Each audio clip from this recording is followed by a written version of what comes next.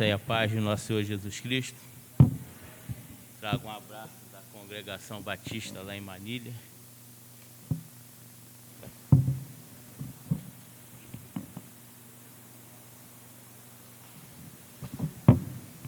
Vou dar já deu um jeito, agora fica.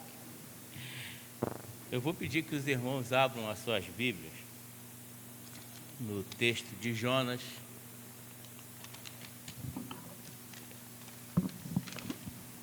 Jonas, capítulo 1.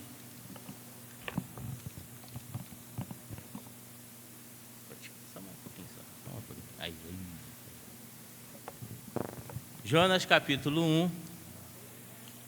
Nós vamos estar meditando do verso 1 ao verso 17.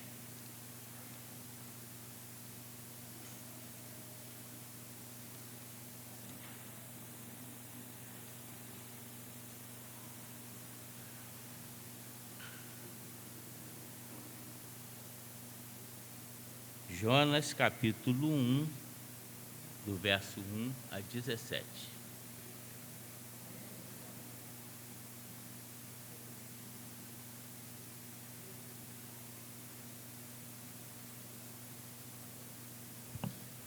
Todos acharam?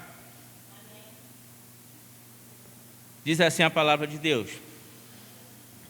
E veio a palavra do Senhor a Jonas, filho de Amitai, dizendo: Levanta-te e vai à grande cidade de Nínive, e contra ela, levanta-te, vai à grande cidade de Nínive e clama contra ela, porque sua malícia subiu até a minha presença. Porém, Jonas se levantou para fugir da presença do Senhor para Tarsis. Descendo a Jope, achou um navio que ia para Tarsis. Pagou, pois, a sua passagem e desceu para dentro dele, para ir com eles para Tarsis, para longe da presença do Senhor. Mas o Senhor mandou ao mar um grande vento, e fez-se no mar uma forte tempestade, e o navio estava a ponto de quebrar-se. Então temeram os marinheiros e clamavam cada um a seu Deus. E lançaram ao mar cargas que estavam no navio, para o aliviarem do seu peso. Jonas, porém, desceu ao porão do navio, e, tendo-se deitado, dormia um profundo sono. E o mestre do navio chegou-se a ele e disse-lhes: Que tens, dorminhoco? Levanta-te, clama a teu Deus. Talvez assim esse Deus se lembre de nós, para que não pereçamos. E diziam cada um ao seu companheiro: Vinde e lancemos sorte, para que saibamos por que causa nos sobreveio este mal. E lançaram sorte, e a sorte caiu sobre Jonas. Então lhe disseram: Declara-nos tu agora, por causa de que nos sobreveio este mal. Que ocupação é a tua? De onde vens? Qual é a tua terra? E de que povo és tu? E ele lhe disse: Eu sou hebreu e temo ao Senhor, o Deus do céu, que fez o mar e a terra. Então estes homens se encheram de grande temor e disseram-lhe: Por que fizeste tu isto? Pois sabiam os homens que fugia da presença do Senhor, porque ele nos tinha declarado. E disseram-lhe: Que te faremos nós para que o mar se acalme? Porque o mar se ia tornando cada vez mais tempestuoso. E ele lhe disse: Levantai-me e lançai-me ao mar, e o mar se vos aquietará, porque eu sei que por minha causa vos sobreveio essa grande tempestade. Entretanto, os homens remavam para fazer voltar o navio à terra, mas não podiam, porquanto o mar se ia embravecendo cada vez mais contra eles. Então clamaram ao Senhor e disseram: Senhor, nós te rogamos que não pereçamos por causa desta alma, e que não ponhas sobre nós o sangue inocente, porque tu, ó Senhor, fizeste como te aprouve. E levantaram a Jonas e o lançaram ao mar, e cessou o mar a sua fúria. E temeram, pois, estes homens ao Senhor com grande temor, e ofereceram sacrifício ao Senhor e fizeram votos. Preparou, pois, o Senhor um grande peixe para que tragasse a Jonas, e este esteve 3 dias e 3 noites nas entranhas do peixe. Senhor, muito obrigado pela porção abençoada da Tua Santa Palavra, que fala aos nossos corações. Eu peço que o Senhor me ajude a trazer essa mensagem, Senhor. Usa a minha pequena sabedoria, Senhor, me capacita. Não olha para minhas falhas, não olha para os meus pecados, Senhor. Que o Teu Santo Espírito possa me usar, né, da maneira que o Senhor quiser.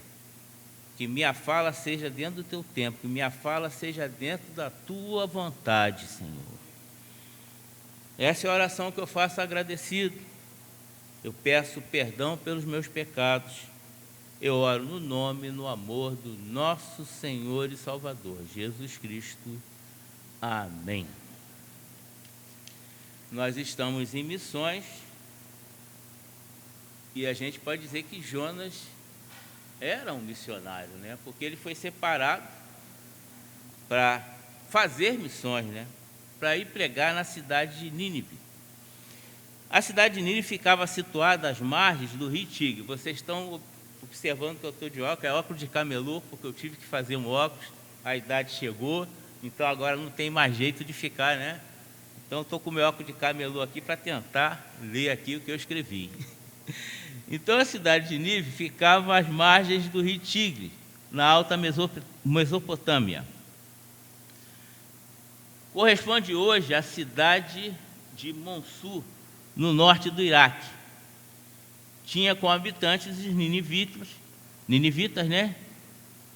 Que era um povo muito cruel, que era um povo guerreiro, mas também era um povo que amava a cultura. E lá na cidade deles tinha uma grande biblioteca, né? Que era muito frequentada por eles. E era para esse povo aí que Jonas teria que pregar a mensagem. Nós falamos agora há pouco ali do Irã, né? Vocês se lembram daquele pastor que ele foi enforcado numa reta escavadeira porque ele recebeu Jesus? Então, para poupar a esposa, ele se ofereceu em sacrifício para que eles não matassem a esposa e ele foi pendurado. Isso passou aqui nas nossas redes de televisão, né? Ele foi pendurado só porque ele confirmou que ele amava Jesus, que ele tinha recebido Jesus e tinha consciência do que ele tinha feito. Então, vamos imaginar hoje um missionário lá no Irã. Situação difícil. Conhece aquele povo, sabe que é um povo cruel. Se o cara, a legislação lá é baseada na lei deles, né, na lei religiosa. Se o cara rouba com uma mão, ele corta uma mão. Se roubar com a outra, ele corta a outra. É assim. É uma lei olho por olho, dente por dente. Vamos imaginar um missionário lá nessa situação, né? E a gente tem que orar muito pelo Irã e pelos outros países lá da África, né? Que também é um problema, é coisa séria ser missionário. Então, vamos imaginar Jonas, ele tinha conhecimento de tudo isso. E realmente ele fica assim preocupado de não ir. E também, alguns comentaristas dizem que também no coração dele era muito nacionalista, né? Então, pelo fato dele ser judeu e ser um povo que era uma ameaça constante para o povo de Israel, ele queria uma justiça diferente, uma justiça humana. Então, o fato dele não ir pregar seria uma forma de punir aquele povo, para que Deus destruísse aquele povo, né? Mas Deus não pensa como a gente, né? Mas no coração de Jonas nasceu isso. E ele decide fazer o quê? Pegar um navio e fugir, né? Mas quem pode fugir da presença do Senhor? O próprio Davi fala que os olhos do Senhor estão em todos os lugares, né? Mas ele pensou que poderia, com essa fuga, se livrar da grande responsabilidade que ele tinha. Aí agora eu vou entrar na chamada. Quantos aqui tem chamada para o ministério? Se tiver, levanta a mão aí. Quantos tem chamada para o ministério, ministério pastoral, ministério diaconal ou qualquer outro ministério dentro da igreja? Quantos tem chamada? São poucos, estou vendo poucos aí, hein? Então, o que acontece? Muitas vezes a gente tem a chamada e a gente, às vezes, fica receoso de assumir, porque sabe das responsabilidades que são, né? O que a gente tem que fazer por causa dessa responsabilidade? Agora eu vou tirar o óculos. O que a gente tem que fazer? Às vezes a gente fica preocupado de não assumir, de tentar fugir, mas ninguém pode fugir da presença do Senhor, né? E muitas vezes a nossa fuga trazem consequências, né? Aqui nesse momento aqui traria consequências, né? No momento do texto traria consequências para a vida daqueles marinheiros, como também trouxe consequências materiais, né? Porque a carga teve que ser lançada ao mar, prejuízo. E muitas vezes a nossa fuga pode acontecer isso. Eu vejo até de uma maneira mais grave. Talvez a nossa fuga de não querer assumir aquele ministério que Deus nos deu e manda a gente fazer, Ele manda mesmo, não adianta não. Manda. Se hoje eu sou pastor, porque Ele falou para mim assim, ó, apacenta minhas ovelhas. Apacenta minhas ovelhas, assim como Ele falou com Pedro, e eu não entendi o que era, mas depois eu entendi que era ministério pastoral. E eu não pude fugir, tinha outras coisas que eu queria fazer. Meu sonho era me formar em Direito.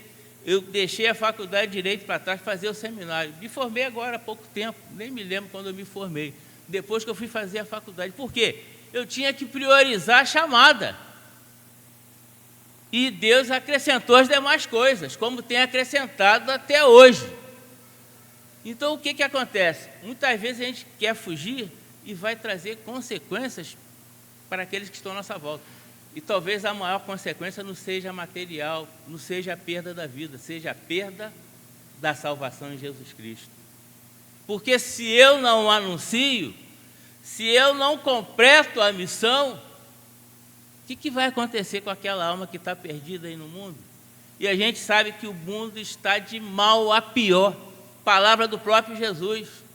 Eu gosto de usar a ilustração seguinte: o mundo é um caminhão na descida, carregado sem freio. Não tem como parar. Ele vai bater alguma coisa e o mundo está assim. O mundo está perdido. E depende de quem? De nós, que hoje representamos Jonas.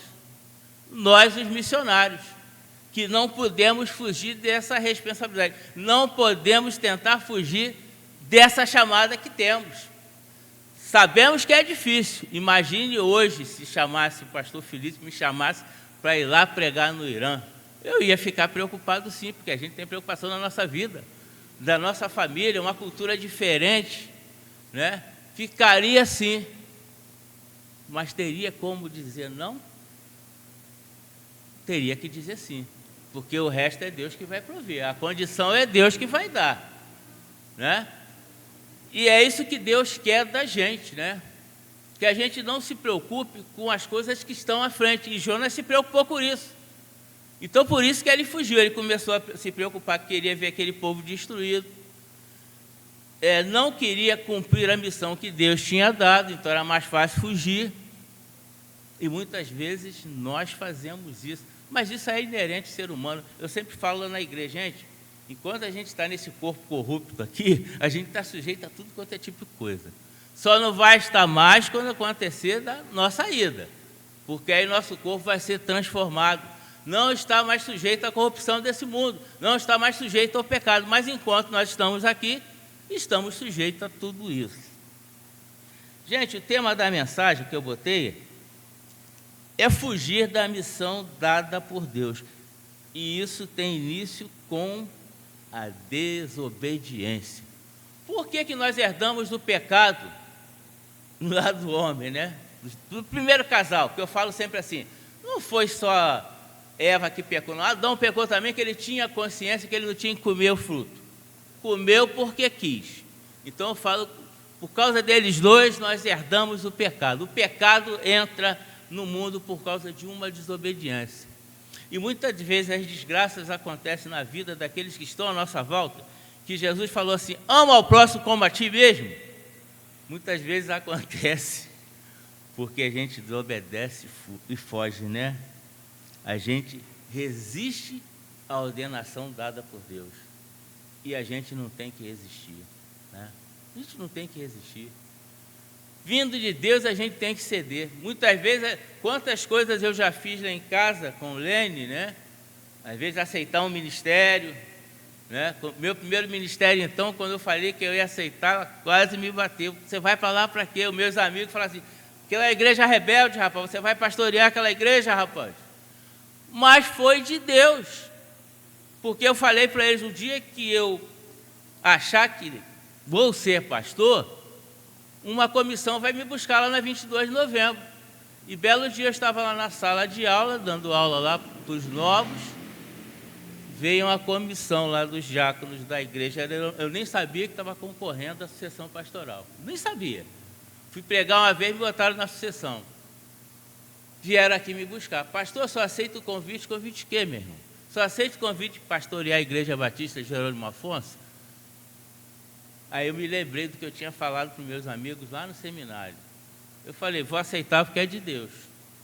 E fui pastorear, contra a vontade dela. Mas eu podia ceder à vontade dela e não obedecer a Deus. Se eu fizesse isso, ia ser um problema sério na minha casa. Então eu preferia obedecer. E tantas outras coisas, que às vezes a gente obedece, a gente contraria a nossa família, contraria um amigo, contraria um parente. Mas a gente vai fazer o quê? É Deus que está falando com a gente. Então, a própria Bíblia diz que é melhor obedecer do que sacrificar. Então, a gente vê que todo o problema de Jonas começou nesse momento, que ele decide fazer a vontade dele, não fazer a vontade de Deus. E quantas vezes a gente faz isso, gente? Quantas vezes a gente faz isso? Deus está falando com a gente, está nos orientando, ó, é por aqui, segue por aqui, faz dessa forma aqui, não cria um método próprio seu não, faz da maneira que eu estou mandando. Aí a gente vai quer fazer adaptação. Coloca isso aqui, vou fazer assim, aí no final dá tudo errado. Porque a gente decidiu, colocou no nosso coração a desobedecer, né? E no Antigo Testamento a Bíblia fala, um povo que é obstinado a desobedecer. E é realmente coisa nossa. Então a lição que a gente tira disso é obedecer a Deus.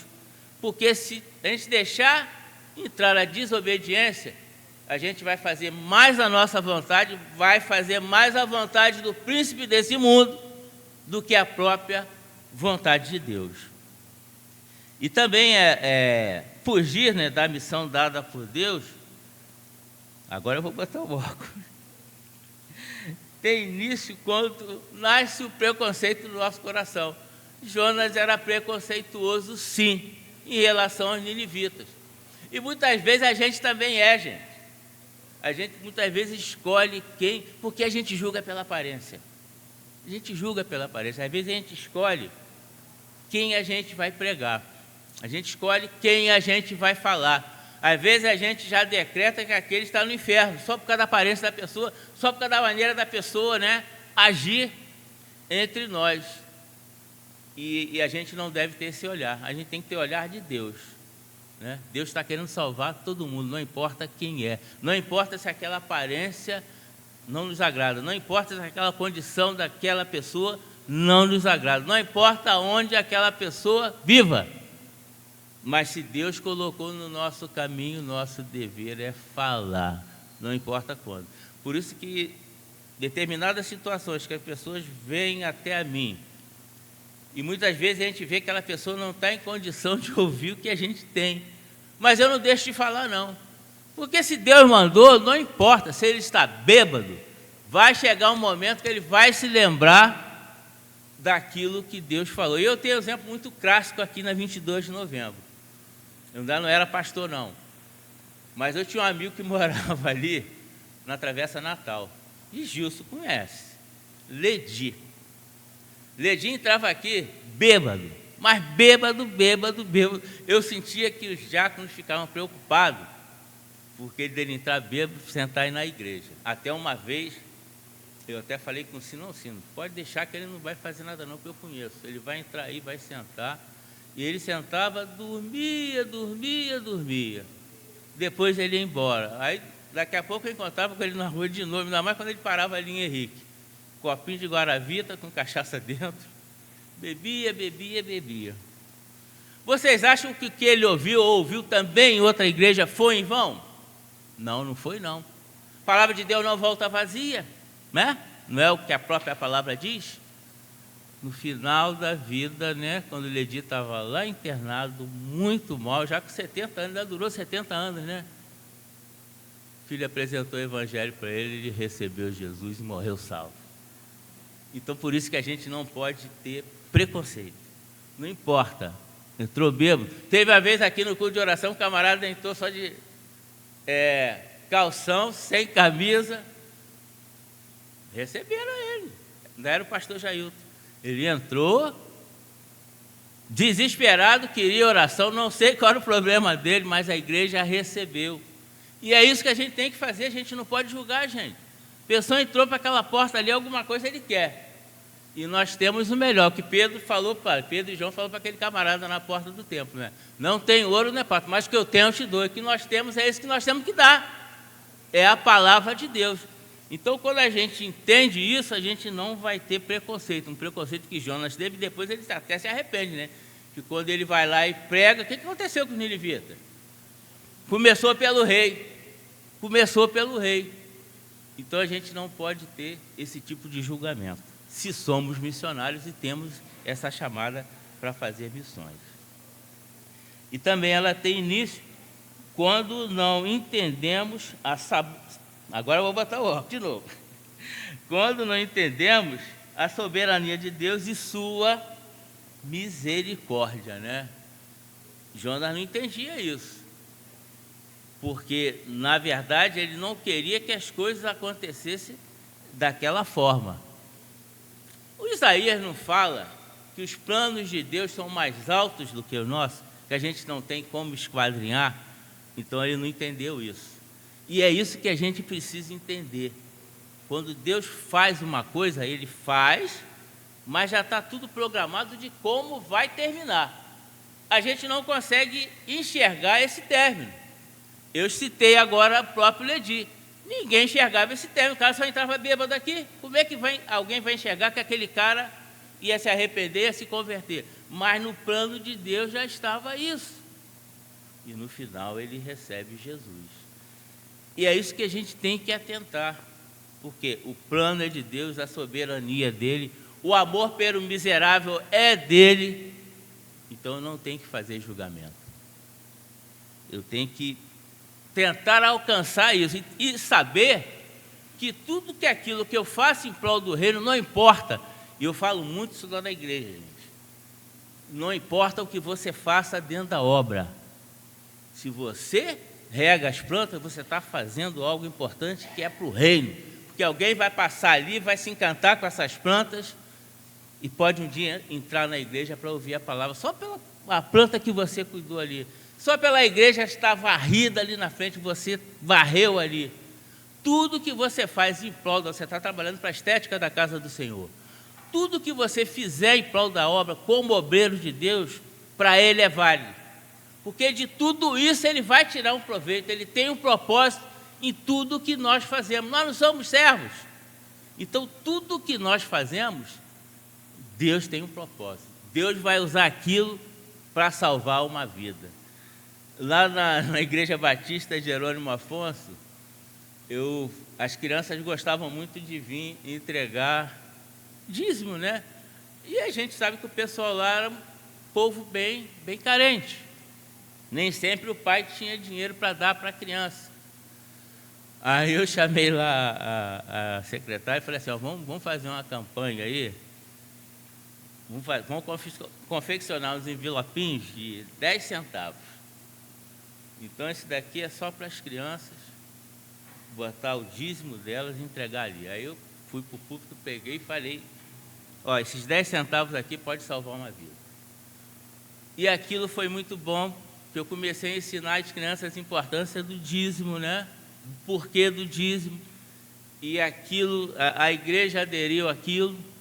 Então, gente, que eu falo, 10 centavos que a gente contribua. Por isso que eu acho que não tem que estipular valor, não. Não é o seu coração que decide. Mas se você não tiver nada e tiver esses 10 centavos, creia que você botando ele no gasofilácio, alguém vai ser salvo. porque esse dinheiro vai ser usado para o reino, né? A gente não estipula valor, é o coração da pessoa que decide. Então, por que a gente crê nisso? Porque a gente sabe que o nosso Deus é multiplicador. E tudo aquilo que nós fazemos para que o seu reino cresça, Ele nos abençoa. Ele vai fazer as coisas acontecer. A obra que estamos fazendo lá na igreja, tem pessoas que ainda passam lá e ficam falando assim, como é que pode esse pouquinho de povo estar fazendo isso tudo? Mas não é porque a gente fica explorando ninguém, não.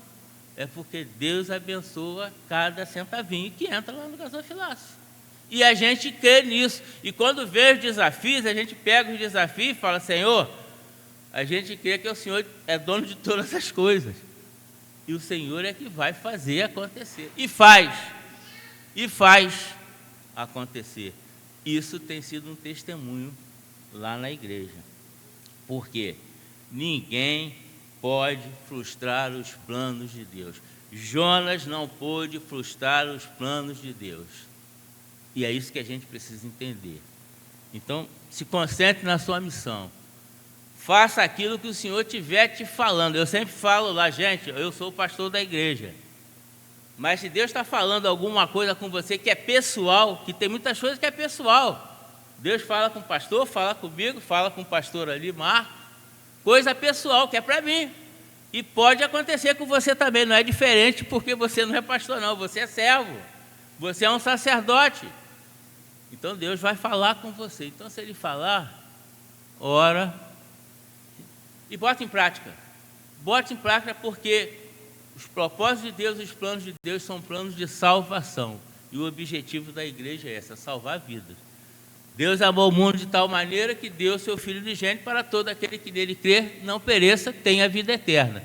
Nós cremos nisso. Se Deus amou, nós temos que amar muito mais ainda. Que Deus nos abençoe, meus irmãos. Pastor.